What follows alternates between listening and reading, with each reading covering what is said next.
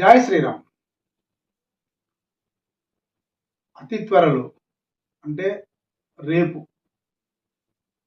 ప్రధానమంత్రిగా నరేంద్ర మోడీ మళ్ళీ ప్రమాణ స్వీకారం చేయబోతున్నారన్న వార్త తెలిసిపోయింది.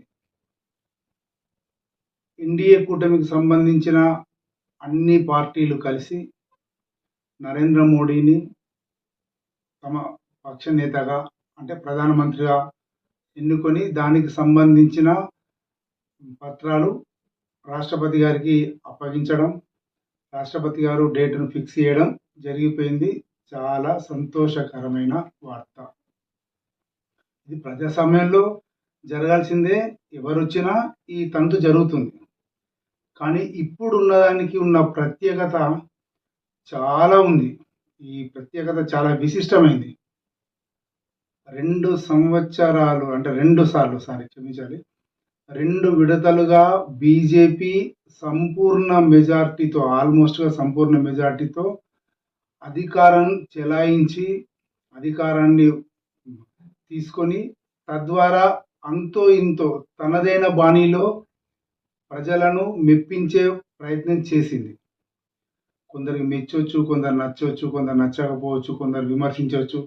మనం విమర్శించకపోయినా కూడా చైనా కూడా పాకిస్తాన్ కూడా విమర్శిస్తే మన దగ్గర విమర్శించే వాళ్ళు కూడా ఉన్నారు. కాబట్టి కొందరికి నచ్చుద్ది ఆ పని, కొందరికి నచ్చదు. కానీ జాతీయ వాద దృష్టిలో దేశ ప్రజల భవిష్యత్తు నిర్ణయాల దృష్టిలో మోడీ తీసుకున్న నిర్ణయాలు లేదా బీజేపీ తీసుకున్న నిర్ణయాలు చాలా చాలా గొప్పవి. ఇంకా చేయాల్సినవి చాలా ఉన్నాయి. చట్టాలు చేయడమే, వాటిని అమలు చేయడం అనేది తర్వాత విషయం. అమలు చేయడానికి ఇంకెంత తపన పడాల్సి వస్తుందో. కానీ ఏదైనా మోడీ అనుకున్నది సాధిస్తాడు. కేంద్ర బీజేపీ తను అనుకున్న పనులు సాధిస్తుందనే అనుకుందాం, అలాగే కోరుకుందాం కూడా. ఈ క్రమంలో ఒక మంచి ట్రోలింగ్ వస్తున్నది. భరతమాత సేద తీరు, చిరునవ్వుతో నిద్రపో. అంటే నరేంద్ర మోడీ వస్తున్నాడు కదా, ప్రధానమంత్రి వస్తున్నాడు కదా, ఈ 5 సంవత్సరాలు ప్రశాంతంగా ఉండు, చిరునవ్వుతో ఉండు అని చెప్పని ఈ నేల తల్లిని భరతమాతను దేశ ప్రజలందరూ కోరుకుంటున్నారు అన్నమాట. అంటే ఇక నరేంద్ర మోడీ వచ్చాడు కదా, గత 10 సంవత్సరాలు ఎలాంటి అల్లరి లేకుండా ఎలా గడిచిందో ఈ 5 సంవత్సరాలు కూడా అలాగే గడుస్తుంది. అలాంటి అవకాశం ఉంది. అమ్మ నువ్వు ప్రశాంతంగా ఉండు అని ఆ భరతమాతకు చెప్తున్నట్టుగా పుత్రులు అంటే భారతీయ పౌరులందరూ చెప్తున్నట్టుగా ఉంది. చాలా అద్భుతంగా సోషల్ మీడియాలో ట్రోల్ అవుతుంది. అది సంతోషం. అంటే ఈ రకంగా ఏదో రకంగా ప్రజల్లో జాతీయ భావన పెరగడం అనేది చాలా మంచి విషయం. ఈ క్రమంలో ఎన్నో వచ్చాయి. ఎన్డీఏ కూటమికి చంద్రబాబు అలా చేస్తాడు,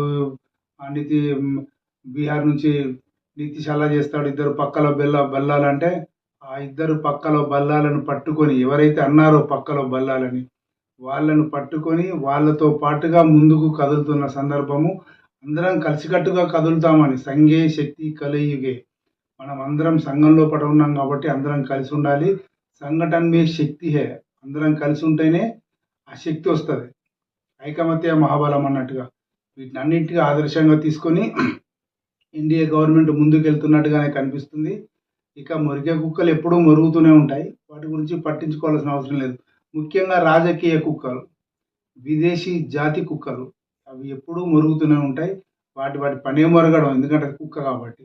వాటి పట్టించుకోకుండా మంచి ప్రభుత్వం ఏర్పరిచి మంచిగా ఒక 5 సంవత్సరాలు ఎలాంటి ఇబ్బందులు లేకుండా భారతదేశాన్ని మొత్తాన్ని కూడా అత్యంత గొప్పగా తీర్చిదిద్దే క్రమంలో నరేంద్ర మోడీ ప్రభుత్వం సక్సెస్ అవుతుందని కోరుకుందాం. జై శ్రీరామ్.